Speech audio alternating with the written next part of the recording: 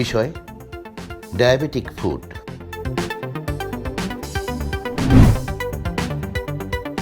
Diabetic food বলতে আমরা কি বুঝি? আমরা জানি ডায়াবেটিস বর্তমান সময়ের একটি খুবই ভয়াবহ এবং খুব বিস্তৃত আকারে ছড়িয়ে পড়া একটি রোগ। বর্তমানে বিশ্বের প্রায় ৮৩০ মিলিয়ন মানুষ ডায়াবেটিসে আক্রান্ত এবং এর ভয়ঙ্কর জটিলতার মধ্যে একটি অন্যতম হলো ডায়াবেটিক ফুড। এই বিষয়টি নিয়ে তেমন কোনো আলোচনা তেমন হয়ে থাকে না। কিন্তু বর্তমানে গবেষণায় দেখা যাচ্ছে যে আমাদের যে সকল রোগীরা ডায়াবেটিসে আক্রান্ত তাদের প্রায় ২০ থেকে ৩৫% রোগীরাই ভবিষ্যতে কোনো না কোনো এক সময় এই ডায়াবেটিক ফুডে আক্রান্ত হয়। এবং তাদের মধ্যে ২০% রোগীর ক্ষেত্রে অনেক সময় পাও কেটে ফেলতে হয়ে থাকে। এ কারণে এই বিষয়টাকে আমরা খুবই গুরুত্বের সাথে দেখে থাকি। সাধারণত এটি শুধু একটি ক্ষত নয়, এটি আমাদের ডায়াবেটিক ফুডে আক্রান্ত রোগীর পা এবং তার জীবন ২ টার ক্ষেত্রে হুমকির সম্মুখীন। এ কারণে এই বিষয়টা নিয়ে সকলের সচেতন হওয়া আবশ্যক। ডায়াবেটিক ফুড কিভাবে হয়ে থাকে?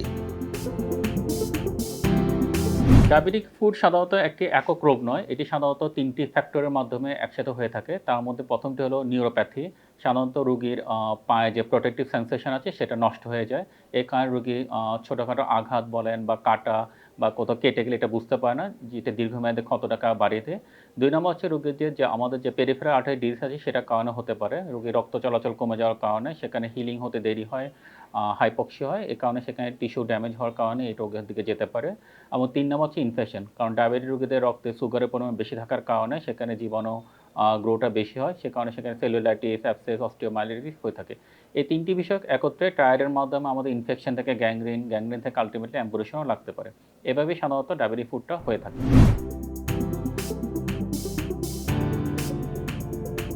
ডায়াবেটিক ফুড কাদের হয়ে থাকে?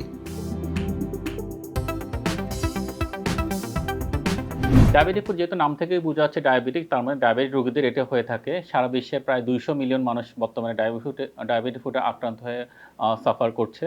আর সাধারণত ডায়াবেটিক ফুডে আক্রান্ত রোগীদের ৫ বছরের মর্টালিটি রেট প্রায় ৩০-৬০% এবং এদের মধ্যে যাদের অ্যাম্পুটেশন লাগে তাদের 5 ইয়ার মর্টালিটি রেট প্রায় 70%। এই কারণে ডায়াবেটিক ফুডের ক্ষেত্রে খুব সতর্ক হতে হবে। সাধারণত যাদের ডায়াবেটিক বা HbA1c আনকন্ট্রোল থাকে, ৭ এর বেশি থাকে তাদের, যাদের ডায়াবেটিস পরিমাণ ১০ বছরের বেশি, যারা চেইন স্মোকার বা রেগুলার স্মোকিং করে থাকেন, যাদের পেরিফেরাল নিউরোপ্যাথি বা ওই ধরনের কোনো রোগ আছে, আগের কোনো আলসার ছিল বা অ্যাম্পুটেশন হয়েছে এরকম হিস্ট্রি থাকে এবং যারা ইমপ্রপার ফুটওয়্যার ইউজ করে সাধারণত এদেরই এই ডায়াবেটিক ফুড হওয়ার সম্ভাবনা বেশি থাকে। ডায়াবেটিক ফুডের চিকিৎসা পদ্ধতি কি? যেহেতু ডায়াবেটিক ফুড আসলে এটা একটি মাল্টিডিসিপ্লিনারি টিমের মাধ্যমে আমরা চিকিৎসা করে থাকি। এক্ষেত্রে আমাদের একজন জেনারেল সার্জন, একজন হরমোন বিশেষজ্ঞ, অনেক ক্ষেত্রে আমাদের ভাস্কুলার সার্জন বা পডিয়াট্রিস্ট এদেরকে লেগে থাকে। এদের টিমের মাধ্যমে সাধারণত ডায়াবেটিক ফুডের চিকিৎসা করা হয়ে থাকে। সাধারণ কথা বলতে গেলে এটা চিকিৎসা হচ্ছে প্রথম হচ্ছে আমাদের সার্জিক্যাল, যদি পচা টিস্যু থাকে বা ডেড টিস্যু থাকে সেগুলোকে আমরা সার্জিক্যাল ডিব্রাইভমেন্ট করে থাকি। এর মাধ্যমে আমরা ময়েস্ট ওন হিলিং, তারপর এছাড়াও প্রেশারের মাধ্যমে নেগেটিভ সাকশন বা ভ্যাকের মাধ্যমে চিকিৎসা করা হয়ে থাকে। এছাড়াও বর্তমানে আমরা কিছু টিস্যু সাবস্টিটিউট পিআরপি বা পিআরএফ ইউজ করে থাকি যার মাধ্যমে খুব ভালোই রেজাল্ট পাওয়া যাচ্ছে। এছাড়াও যেসব ক্ষেত্রে আমাদের পেরিফেরালে রক্ত চলাচল কমে যায় সেক্ষেত্রে আমাদের অ্যানজিওপ্লাস্টি বা বাইপাস করার প্রয়োজন হতে পারে। যদি ইনফেকশন বেশি থাকে সেক্ষেত্রে আমরা কালচার করে ওই অ্যাপ্রোপ্রিয়েট অ্যান্টিবায়োটিক কাভারেজের মাধ্যমে চিকিৎসা করে থাকি। এছাড়াও বিভিন্নভাবে ড্রেসিংয়ের মাধ্যমে এবং বিভিন্ন চিকিৎসার মাধ্যমে ডায়াবেটিক ফুডের চিকিৎসা করা হয়ে থাকে।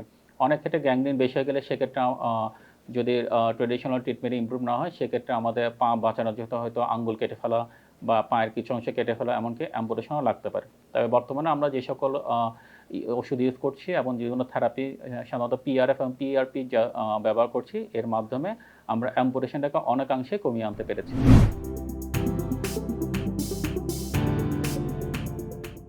ডায়াবেটিক ফুড কিভাবে প্রতিরোধ করা যায়? আমরা সবাই জানি প্রিভেনশন ইজ বেটার দেন কিউর। তো আমরা ডায়াবেটিক ফুডে আক্রান্ত হওয়া হচ্ছে রোগীকে যদি তার আগেই আমরা প্রিভেন্ট করতে পারি সেটাই রোগীর জন্য সব দিক থেকে ভালো। এক্ষেত্রে আমাদের যেটা করতে হবে সেটা হচ্ছে ডায়াবেটিক রোগীদের অবশ্যই তার ডায়াবেটিকটা এবং গ্লাইসেমিক কন্ট্রোল ঠিক রাখতে হবে। HbA1c ৬ এর নিচে থাকতে হবে। ফাস্টিং এবং 2 আওয়ারলি দুটি কন্ট্রোলের মধ্যে থাকতে হবে।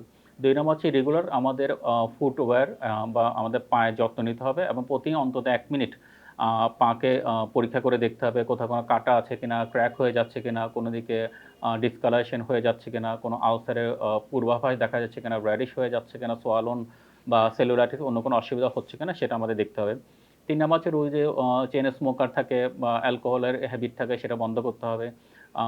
অন্য কোনো রেগুলার ওষুধ কি নিচ্ছে কিনা, মহিলাদের কাছে ওসিপি বা এই জাতীয় কোনো ওষুধ ইউজ করে কিনা সেক্ষেত্রে সেটার রেশনাল ইউজটা আমাদেরকে অ্যাপ্রোভেট করতে হবে। রোগীর কোলেস্টেরল লেভেল অবশ্যই কন্ট্রোল থাকতে হবে। এছাড়াও রোগীদেরকে কীভাবে তাদের পায়ের যত্ন নিতে হবে সেক্ষেত্রে আমাদেরকে কাউন্সেলিং করতে হবে। নখ কাটার ক্ষেত্রে খুবই সচেতন থাকতে হবে। প্রতি সপ্তাহে নিয়ম করে নখ কাটতে হবে। নখের কোনা যাতে ভিতরে ঢুকে না যায়। কারণ এই ইনগ্রোন টোনেল থেকে আলসারের পরবর্তী ডায়াবেটিক ফুট ডেভেলপ করতে পারে। এক্ষেত্রে রোগী আবার চলাচলের ক্ষেত্রে কখনো পায়ে কোনো আঘাত লাগা যাবে না।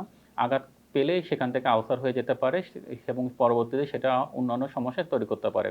মনে রাখতে হবে ডায়াবেটিক ফুট শুধু একটি ওনলি নয়, এটা একটি সাইন অফ সিস্টেমিক ফেলিওর। এ কারণে তাদেরকে আমাদের সঠিক ফুটওয়্যার ব্যবহারের ক্ষেত্রে সচেতন হতে হবে।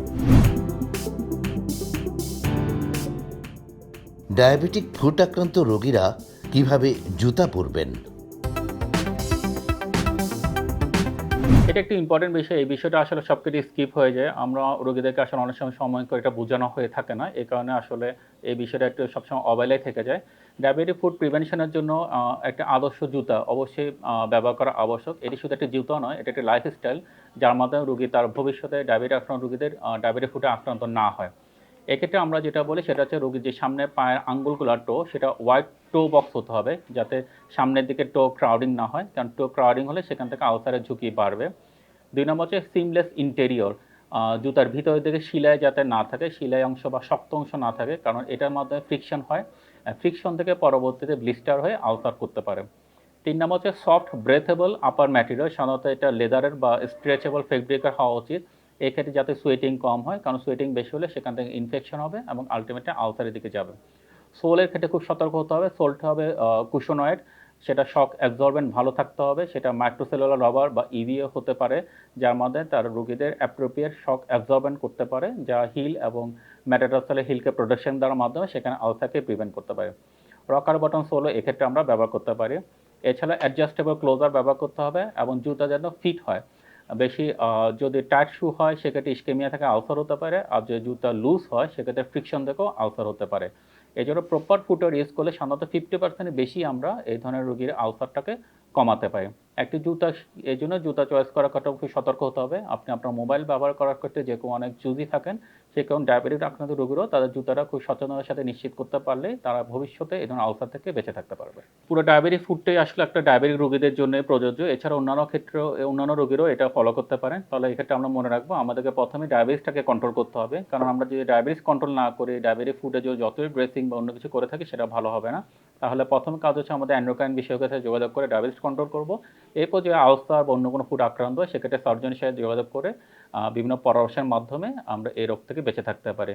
মনে রাখবেন আপনি যত দ্রুত সার্জনের সাথে যোগাযোগ করবেন ততই আপনার পা কাটা থেকে বা আঙ্গুল লস থেকে বেঁচে থাকতে পারবেন।